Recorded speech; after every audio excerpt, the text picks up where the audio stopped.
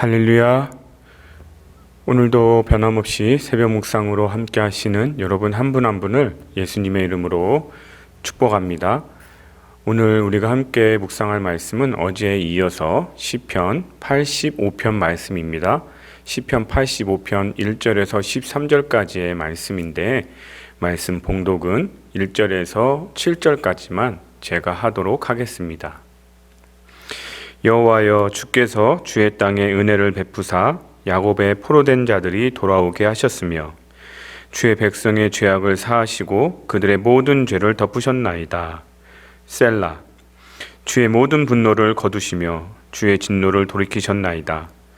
우리 구원의 하나님이여, 우리를 돌이키시고 우리에게 향하신 주의 분노를 거두소서. 주께서 우리에게 영원히 노하시며 대대에 진노하시겠나이까. 주께서 우리를 다시 살리사 주의 백성이 주를 기뻐하도록 하지 아니하시겠나이까. 여호와여, 주의 인자하심을 우리에게 보이시며 주의 구원을 우리에게 주소서. 아멘. 오늘 우리에게 주시는 이 말씀을 위해서 잠시 기도하도록 하겠습니다. 사랑과 은혜의 하나님, 주님 앞에 모든 감사와 찬송과 영광을 올려드립니다. 우리를 죄로부터 구원하신 그 은혜도 감사한데 생명을 주시고 또 날마다 새롭게 하시는 은혜를 허락하심에 감사를 드립니다. 오늘도 주님의 말씀을 듣는 이 시간, 또 기도하는 이 시간, 주님을 만나기를 간절히 소망합니다. 우리에게 살리시는 영으로 오셔서 우리의 영을 다시 살게 하시고 회복시키시고 주님께서 허락하신 그 구원의 기쁨을 온전히 회복하는 시간 될 수 있도록 축복하여 주시옵소서. 감사드리오며 예수님의 이름으로 기도하옵나이다. 아멘. 오늘 우리가 함께 봉독한 말씀을 가지고 주여 우리를 다시 살리소서라는 제목으로 하나님의 말씀의 은혜를 나누도록 하겠습니다. 출래불사춘이라는 말이 있습니다. 출래, 봄이 왔다는 뜻이죠. 그런데 불사춘, 봄 같지가 않다는 뜻입니다. 그래서 출래불사춘하면 겨울이 이제 지나고 봄이 왔는데 여전히 날씨는 쌀쌀한 게 봄 같지가 않다는 뜻으로 추운 겨울과 같은 어려운 시기가 지나고 희망의 때가 도래한 것 같은데 여전히 꽃은 추위 같은 어려움과 시련이 계속되고 있는 상황을 의미합니다. 오늘 우리가 묵상할 시편 85편에서 그 시인의 마음이 출래불사춘이라고 할 수 있습니다. 영원히 끝날 것 같지 않았던 70여 년의 바벨론 포로 생활이 끝나고 하나님의 은혜로 다시 고국 이스라엘로 돌아오게 되었습니다. 그들은 이제 고난과 시련의 시간을 뒤로하고 이제 고국에서 평화롭고 희망찬 생활을 할 수 있을 것이라고 기대했습니다. 하지만 70여 년 동안 폐허로 남겨져 있던 이스라엘의 그 예루살렘의 상황은 그들이 생각했던 것만큼 평온하고 행복한 삶을 꿈꿀 수가 없었습니다. 외부적으로는 주변 강대국들의 위협으로부터 자유롭지 못했습니다. 그리고 내부적으로는 이방인들과의 통혼 문제, 또 그로 인한 우상 숭배, 또 치안적으로도 불안정했고 무엇보다도 신앙적으로 하나님을 믿는 믿음이 온전히 회복되지 않아서 그들은 포로에서 귀환할 당시 가졌던 열의와 각오, 신앙적 결단들이 흔들리고 또 퇴색되고 있었습니다.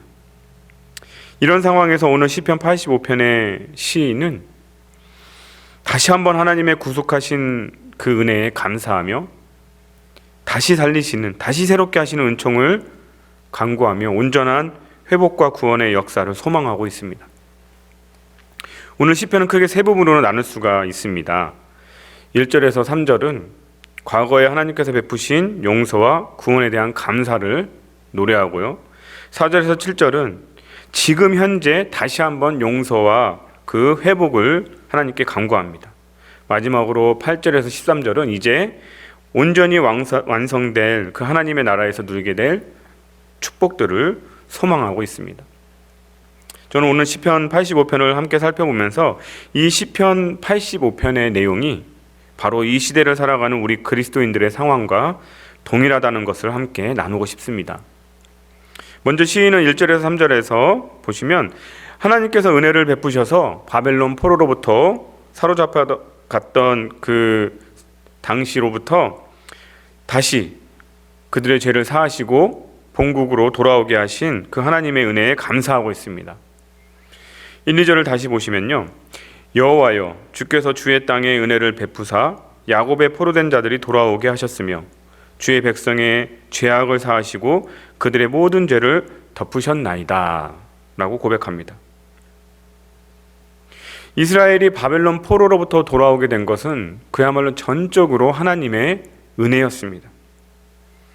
당시 이스라엘이 다시 회복된다는 것은 거의 불가능에 가까운 일이었습니다. 하지만 하나님께서 그 이방왕 페르시아 고레스 왕의 마음을 움직여서 이스라엘 백성들이 처음 포로로 잡혀간 지 70년 만에 예루살렘이 함락되어 유다가 완전히 멸망한 지 50년 만에 그들을 다시 고국으로 돌아오게 한 것이었습니다. 우리가 지금 이 고국을 떠나서 머나먼 이 미국 땅에서 살고 있지요. 여러분들 한 번 한 번 수십 년을 미국에서 살아오면서 고국 한국을 한 번 가기가 쉽지 않았을 것입니다. 그런데 미국에 사는 전체 한국 이민자들이 동시에 한국으로 돌아가는 것은 더더욱 어려운 일이겠지요. 더군다나 당시 이스라엘은 우리처럼 자유롭게 이민 와서 사는 사람들이 아니라 포로로 잡혀와서 살던 사람들입니다. 그런데 하나님은 그 이스라엘을 다시 고국으로 돌아가게 한 것입니다. 그래서 이 이스라엘의 바벨론 포로로부터의 귀환을 우리는 신학적으로 제2의 출애굽 사건이라고 그렇게 부릅니다. 첫 번째 출애굽, 그러니까 애굽에서 노예 생활하던 이스라엘 백성들을 하나님께서 10가지 그 놀라운 기적으로 출애굽 시키셨죠. 그런데 이 바벨론 포로 귀환 사건은 출애굽의 버금가는 놀라운 사건이라는 것이죠. 그래서 시인은 이렇게 놀라운 은혜를 베풀어 주신 하나님께 감사의 찬양을 드리고 있는 것입니다. 이어서 4절에서 7절은 이스라엘에게 다시 한번 사죄의 은총을 베푸셔서 온전히 회복시켜 주실 것을 간구하고 있습니다. 4절에서 6절을 다시 한번 보시면요. 우리 구원의 하나님이여 우리를 돌이키시고 우리에게 향하신 주의 분노를 거두소서. 주께서 우리를 다시 살리사 주의 백성이 주를 기뻐하도록 하지 아니하시겠나이까. 앞에 우리 1절에서 3절의 내용을 고려하면 이 4절에서 7절의 내용은 잘 어울리지 않는 것으로 보입니다. 않는 것처럼. 왜냐하면 1절에서 3절에서 하나님의 용서하심과 구원하심에 대해서 감사하는 찬양을 했는데 4절에서 7절은 주의 진노가 계속되고 있음을 탄식하며 주의 백성을 회복시키기를 간구하고 있기 때문입니다. 그런데 이 상황은 서두에서 언급한 것처럼 포로로부터 귀환한 이스라엘 백성들의 상황 때문에 그런 것입니다. 가나안에 돌아와 다시 하나님의 백성으로 살아가야 하는 그들의 상황이 정말 녹록지 않았습니다. 가나안 정착 후 그들의 삶은 여전히 좌절과 갈등으로 얼룩져 있었습니다. 포로 귀환이라는 큰 은혜를 체험했지만 그들의 삶은 여전히 하나님의 용서와 구원의 은혜를 필요로 하는 상황이었습니다. 그래서 시인은 현재 자신들이 처한 상황에 하나님께서 개입해 주셔서 은혜를 베풀어 달라고 그렇게 간구하고 과거에 그렇게 하나님께서 베푸셨던 그 은혜를 의도적으로 먼저 감사하고 있는 것입니다. 과거에 우리를 살려주신 하나님, 다시 한번 살리시는 은혜를 우리에게 허락하여 주십시오. 이렇게 간구하고 있는 것이죠. 사랑하는 성도 여러분, 우리 또한 하나님의 은혜로 우리의 죄를 용서받고 구원받았지만 우리는 여전히 하나님의 속죄의 은총과 용서하심, 다시 살리시는 그 은혜가 없이는 오늘 하루를 살아갈 수 없는 존재들입니다. 오늘 우리는 예수 그리스도께서 십자가에서 흘리신 보혈로 인해 우리 죄를 사함받고 구원을 얻게 되었습니다. 사단의 포로로 되어 있던 우리를 하나님께서 예수님의 그 대속하시는 은총으로 그 흑암의 권세에서 우리를 하나님의 사랑의 아들의 나라로 옮기셨습니다. 하지만 우리는 여전히 이 땅 가운데에서 죄 가운데 살아가고 있습니다. 우리는 그 큰 구원의 은혜를 경험하고도 여전히 육신의 정욕을 따라 살며 하나님께 불순종하고 있습니다.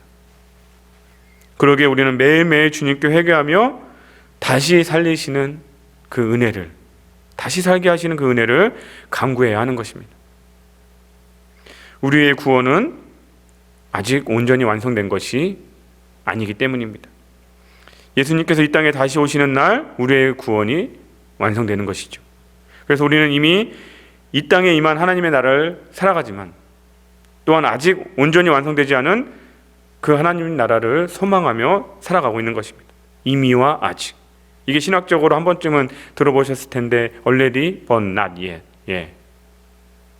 하나님 나라는 이미 임하였지만 아직 완성되지 아니했다는 뜻이지요. 그러기에 우리가 아직 완성되지 않은 구원 상태에 있기 때문에 이 세상에서 우리는 많은 고난과 시련 가운데 인내해야 하는 것입니다. 예수 그리스도를 믿는 삶은 결코 세상에서 말하는 꽃길이 아닙니다. 출애 불사춘처럼 우리가 한번 구원받았다고 우리 삶이 화창한 봄날씨가 우리 삶에 찾아오는 것이 아니라는 것입니다.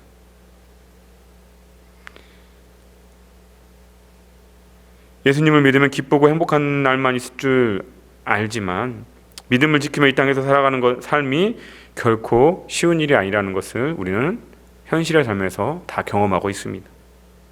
사도 바울도 디모데후서 2장 13절에서 무릇 그리스도 예수 안에서 경건하게 살고자 하는 자들은 핍박을 받으리라고 말씀합니다. 경건하게 살고자 하는 삶이란 끊임없이 이 땅의 본성대로 살아가려고 하는 우리 내면의 욕망과 죄와 싸우는 것을 말합니다. 이 땅에서 살아가는 동안 우리가 구원을 이루기 위해 싸우는 선한 싸움인 것이죠. 그런데 그 싸움이 너무 치열하다 보니까 우리는 구원의 기쁨을 누리기보다는 힘들고 어려운 현실에 타협하기가 쉽습니다. 우리 눈에 보이는 주변 사람들은 세상에 주는 그 즐거움을 마음껏 누리면서 편하게 그렇게 행복하게 살아가는 것처럼 보입니다. 그럴 때 우리는 주님의 말씀에 순종하는 삶을 살기보다는 세상 사람들이 누리는 그 두려움에 동참하기가 쉽다는 것이죠. 우리가 오늘 이 시간에 주님 앞에 한번 우리 자신을 되돌아봤으면 좋겠습니다. 여러분은 지금 하나님께서 주신 그 구원의 기쁨을 누리며 살아가고 계신지요? 아니면 세상에서 주는 즐거움을 쫓아 살아가고 계십니까? 오늘 시인은 6절에서 주께서 우리를 다시 살리사 주의 백성이 주를 기뻐하도록 해달라고 간구하고 있습니다. 믿음을 지키기 위해 현실에서 치열한 씨름을 하고 있는 그 싸움을 하고 있는 우리에게 구원의 기쁨을 다시 한번 회복시키시며 우리를 다시 살게 하는 것은 하나님의 전적인 은혜입니다. 우리가 이 세상을 살아간 동안 말씀 안에서 그렇게 순종하며 살아가는 삶이 결코 쉬운 삶은 아니지만 하나님께서 우리를 다시 살게 하시는 은혜가 있기에 우리를 다시 살게 하시는 은혜, 우리를 새롭게 하시고 날마다 새롭게 하는 그 은총을 베풀어 주시기 때문에 우리는 얼마든지 기쁨으로 갈 수가 있는 것입니다.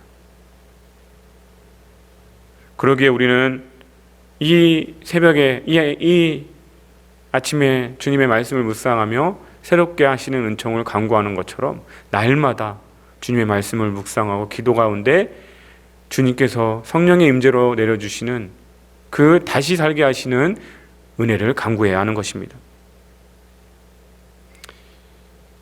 다시 살리사 할 때 이 단어는 죽은 자를 다시 살리는 그런 의미가 아니라 구원받은 이후에 그 영적인 생명력을 잃어버리고 시들어가는 생명에게 다시 한번 영적인 생명력을 불어넣는 것을 의미합니다. 리바이벌. 다시 한번 부흥케 해달라는 것이죠. 하나님의 영은 살리는 영입니다. 예수님께서 요한복음 7장 38절에서 말씀하시기를 나를 믿는 자는 그 배에서 생수의 강이 흘러나온다고 말씀하셨습니다. 오늘 하루도 주님께서 우리의 영을 다시 살게 하시는, 살리시는 그 은혜가 저와 여러분 가운데 충만하기를 예수님의 이름으로 축복드립니다. 그리하여 주님을 만난 첫사랑과 그 구원의 감격을 회복하시고 주님께서 주시는 생명력으로 기쁨이 넘치는 하루가 되시기를 예수님의 이름으로 축복드립니다. 오늘 우리에게 주신 말씀을 기억하며 함께 기도하기 원합니다. 우리의 구원은 아직 완성되지 않았습니다. 우리는 여전히 죄악된 세상에서 죄와 싸우며 주님의 구원의 기쁨을 누리며 사는 것이 쉽지 않지만 하나님께서 우리에게 매일매일 주시는 새롭게 하시는 은혜, 다시 살리시는 은혜가 있기 때문에 우리는 날마다 주님을 기뻐하며 믿음의 길을 갈 수 있는 것입니다. 그렇게 우리가 다시 살게 하시는, 다시 살리시는 그 주님의 은총 가운데 오늘 하루도 거하게 해달라고 그렇게 기도하시고요. 오늘은 수요일입니다. 임마누엘 교회가 후원하고 파송하는 선교사님들을 위해서 기도하는 날입니다. 우리 선교사님들의 그 건강과 가정의 평안을 위해서 기도해 주시기 바랍니다. 그래서 주님께서 맡겨주신 그 사역에 온전히 집중해서 감당할 수 있도록 기도해 주시고, 또 현지에 섬기는 영혼들과 교회들 모든 핍박 가운데 믿음을 잃지 않고 담대하게 그 복음 안에서 살아가기를 기도해 주시고요. 또 도움의 손길들, 재정적으로 물질적으로 어려움이 없도록 도움의 손길들을 위해서 기도해 주시기 바랍니다. 함께 기도하시겠습니다.